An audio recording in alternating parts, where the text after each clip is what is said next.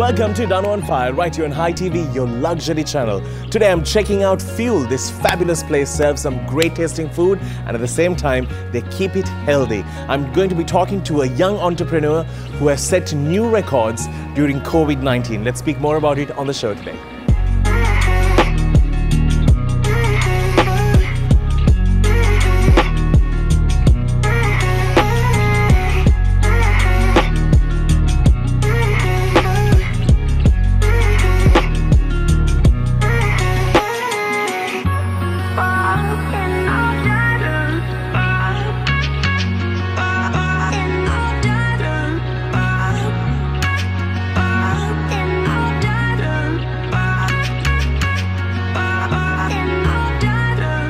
Welcome to the show, and I'm checking out Fuel.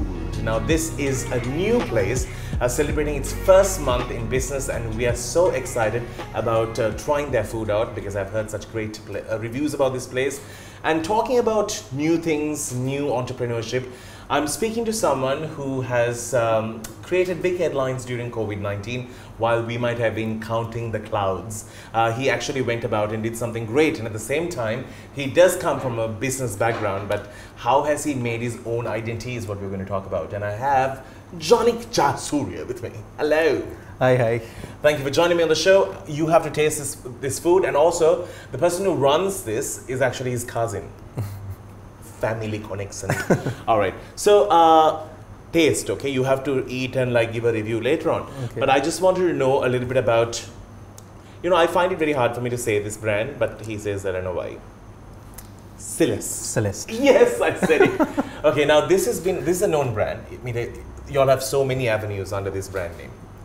It's pretty new. We just started maybe about less than 8 months ago. That's this, no? No, so Celeste in general started about 8-9 months back. Okay. So what was the reason behind you starting it and being very Sri Lankan about it? So Celeste was initially a hospitality brand. So it was initially a hospitality management brand. So I started up somewhere close to about August last year. And then while we were picking up and about to launch and come to a point where we've actually gonna start operations with our staff and the entire team in order. There was a great thing called COVID that happened, right? Yes. So then initially we didn't know what was going to happen and how long it's going to be under lockdown and all of that. So we thought of doing something more of like a service to the community by, because most of our properties are in Aurelia. So we had access to fresh vegetables and most of the fresh produce there. So we thought we'll bring it down and give it to people in Colombo who didn't have access. So it started off in the first 2 weeks as more of like a social service where we were trying to bring it and give it to people. And it was all given free at that time? Not free, no. Okay, but, yeah. So we gave it to people at more of a, there was no profit made. Right. So we were just giving it to them at cost. And because we had the staff, we had the logistics, all of that happening. Then after about the second or third week, we realized that there was this is not really going to stop. The curfew was going to continue a little longer. So then we had a team of close to about 25 to 30 staff, and we had so many people that we had to take care of. So then we had to start thinking about something a little more commercial now if we are going to survive. So that's when we came up with Celeste Daily. So Celeste Daily, then we started in the middle of curfew. We started gradually turning it into more of a business where we started supplying households with fresh vegetables and then added on fruits. And then now we've grown to, within the last 3 months, now we've started adding on a lot of other fresh beverages and everything.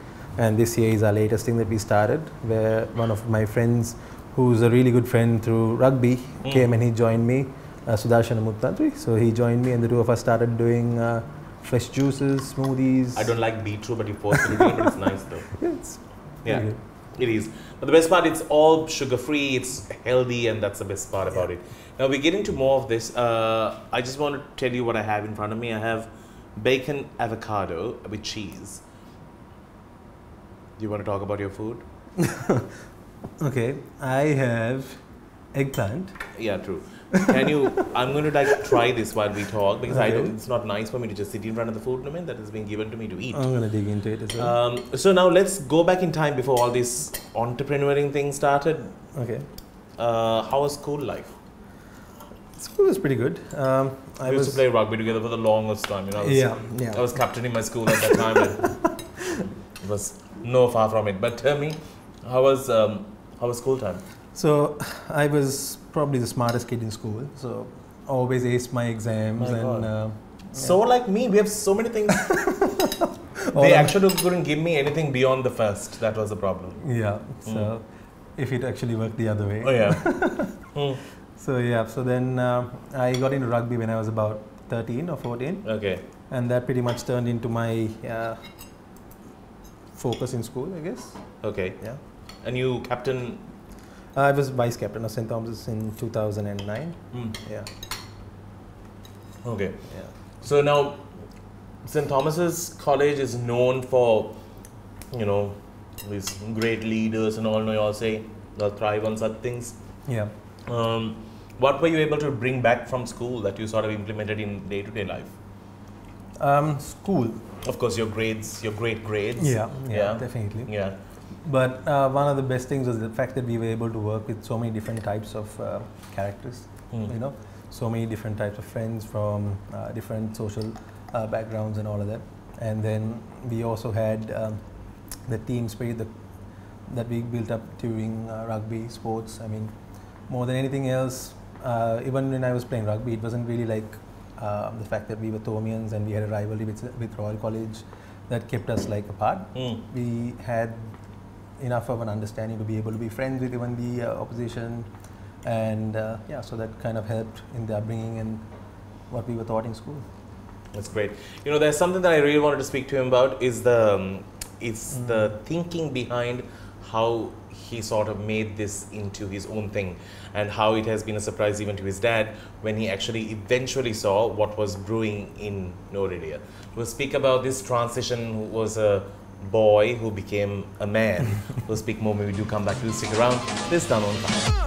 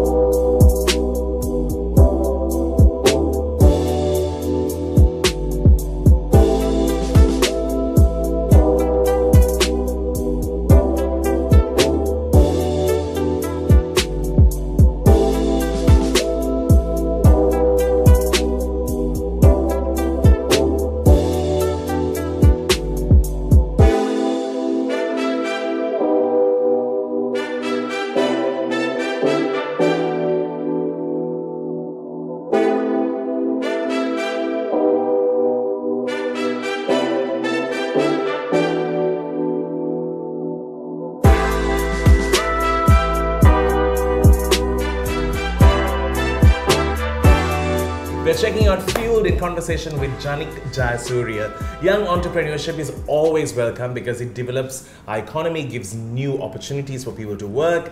It gives you a reason to know that we are thriving as a country, and it's always good to, you know, invest on young talent, and that's the best part.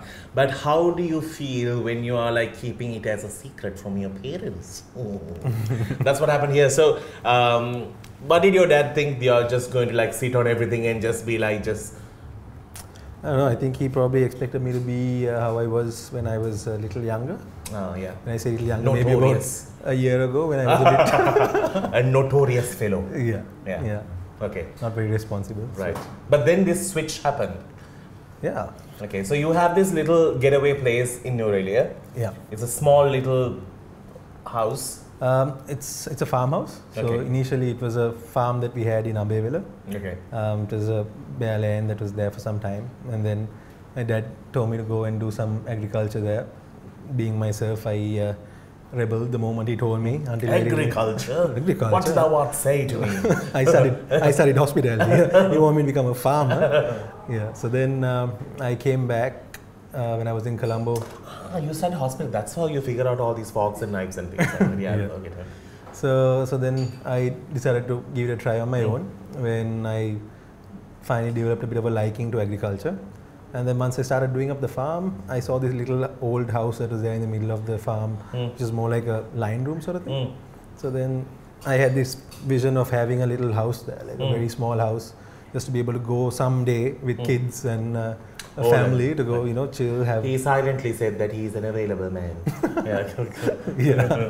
Okay. So we have a few cows. Just a few cows.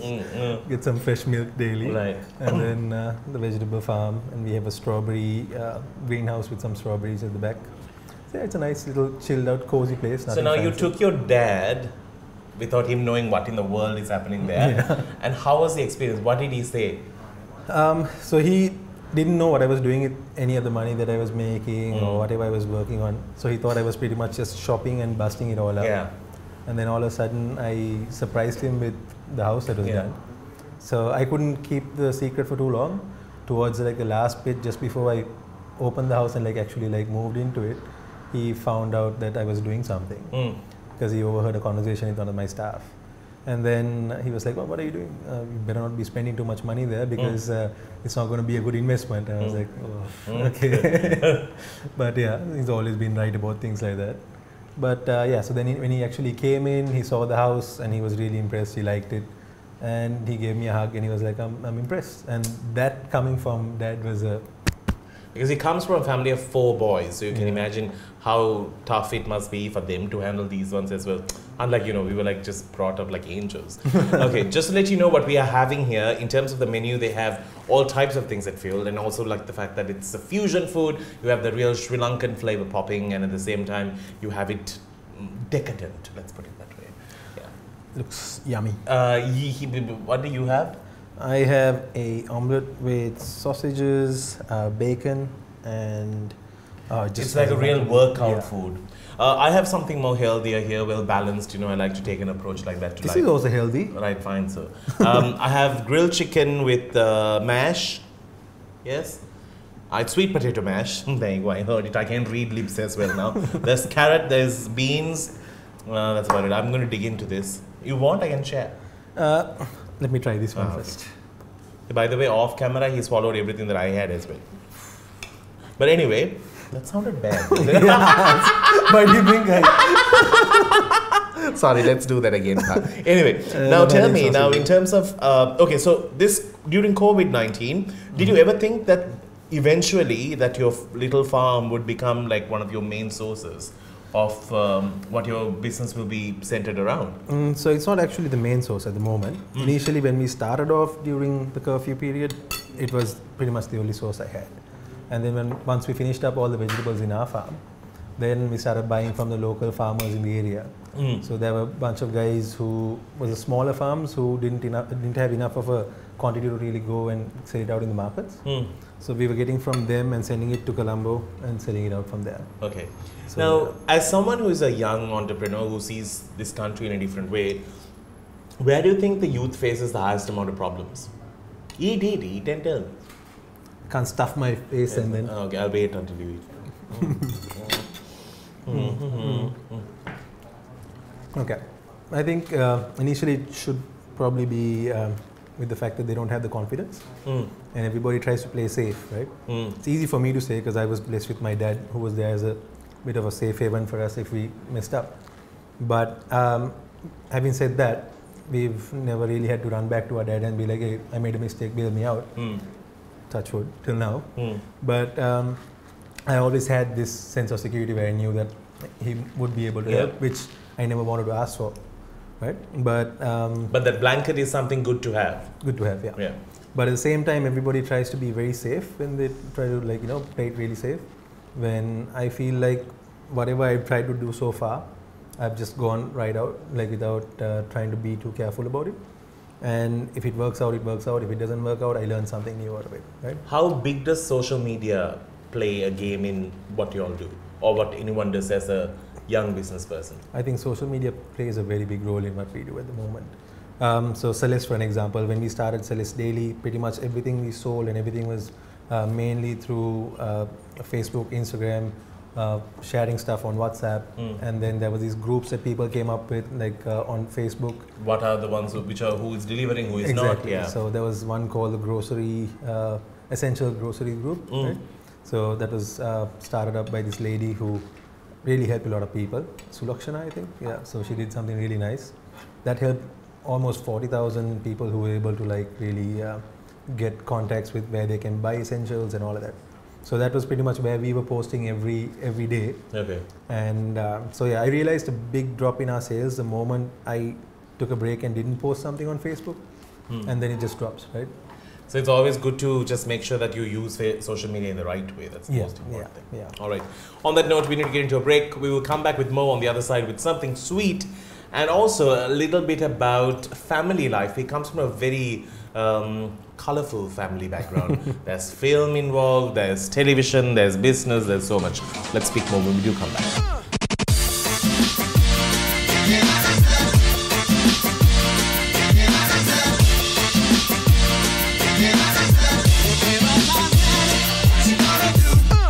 Final segment and my favorite segment, it's all about dessert. We're checking out Fuel and we are in conversation with Janik. So what I've got has all the elements I like. Dark chocolate, peanut butter, and what else? Whipping cream on top. What? This is perfect for someone like me who is on a healthy diet. And what do you have? Granola cheesecake. There you go. All right, so just... where did I end our last segment? What was I going to do? Yes. So you come from a very artistic family. I do, yeah. Yeah. You never wanted to check out, so late great Gamini Fonseca is his grandfather. So I have a question as to why you didn't want to, in a cinematic world, in Nuarelia shooting that film. I don't think any of us in the family actually. Yeah, I mean, what happened? So my brothers were involved in drama back in school, but that was about it.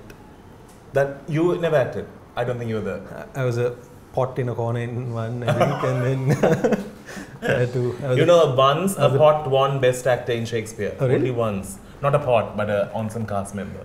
Thanks to Vinod, I was able to play Paperboy in Oliver Twist. Okay. That's about it. That's about it. Those are your theatre experience. Yeah. That's remarkable. Are you going to eat? Because I don't wait with dessert. Okay. So now that you have got your foot into this good form of Sri Lankan living shared with other people, if somebody wants to get in touch with your brand, how can one do so?